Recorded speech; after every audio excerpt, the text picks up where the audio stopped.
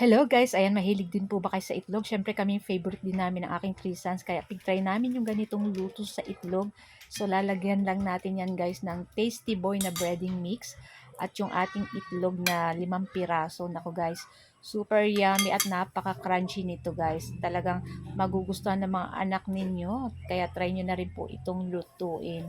Syempre napakamura lang naman po ng ating budget dyan kaya swak na swak sa inyong bulsa pag ito po yung inyong ulam. So guys, tingnan nyo at unang kagat pa lang, unang subo, talagang maririnig nyo yung paka-crunchy, paka-crispy nitong ating egg.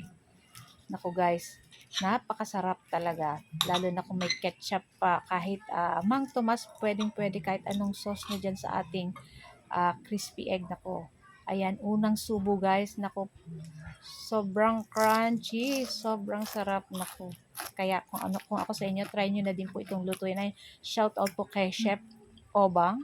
Ayan, dahil sa kanya ko nakita yung ganitong luto, kaya pig try ko kung magugustuhan ng aking trisan. So kahit ako guys, gustong gusto ko. Sobrang sarap. Kaya uulitin uli namin yung lutuin. So ayan na nga, at niluto lang natin dyan yung ating sunny side up lang na egg. Ayan.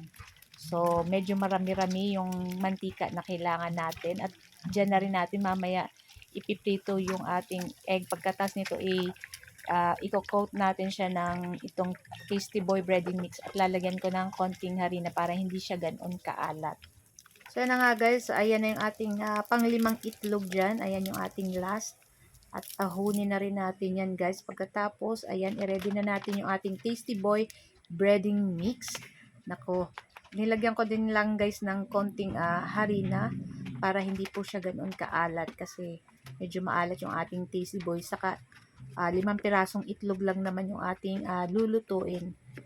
So, ayan ang at pighalo-halo ko lang yan dyan guys. And pagkatapos at nilagay na natin dyan yung ating itlog. So, kailangan natin balutin hanggang yung magkabilaanan. Ayan, para lahat makoat ng ating Tasty Boy. Ayan. So, napakasimple lang po nitong gawin at the same time talagang mag-e-enjoy kayo.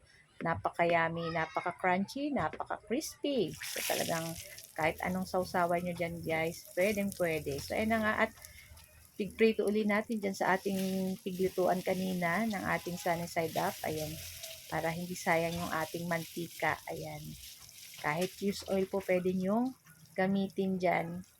So, ayan na nga at pwede na to para sa akin. So, aahunin ko na guys. So, nasa sa inyo po kung gusto nyo pang ipa-brown yan.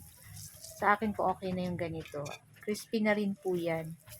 So, ayan na nga at ayan na yung ating nilagay pa dyan yung ating dalawang itlog. Ayan. Mamaya susunod na rin natin dyan yung isa pa. Medyo pagkasyahin natin kasi 5 piraso lang naman yung ating itlog dyan. Ayan, nagagamitin at yung ating niluto. So, ayan. Naku, may pang ulam ka na pag ganitong ulam nyo. Kahit mapaumaga, tanghali, or gabi, pwede yung ganyan. Ayan, naririnig ba? Super crunchy. So na nga, at pwede na ahunin na rin natin. Ayan, so tara na at samahan niyo po kaming tikman itong napakasarap na crispy egg. Ayan, napakasarap nito guys. Talagang hindi kayo magsisisi pag niluto niyo po yung ganito. So na nga, at ketchup yung ating nilagay dyan. Ayan. Pwede din po kayong gumamit ng mayonnaise na may ketchup or Mang Tomas. Kung ano po yung gusto nyo, pwede. Ako, ketchup lang. Ayan. Okay na po yan. So guys, ito lang po ang aming video today at sana po ay nag-enjoy kayo. Sana ay huwag nyo pong kalimutan mag-like, comment, at share na rin po ng ating video.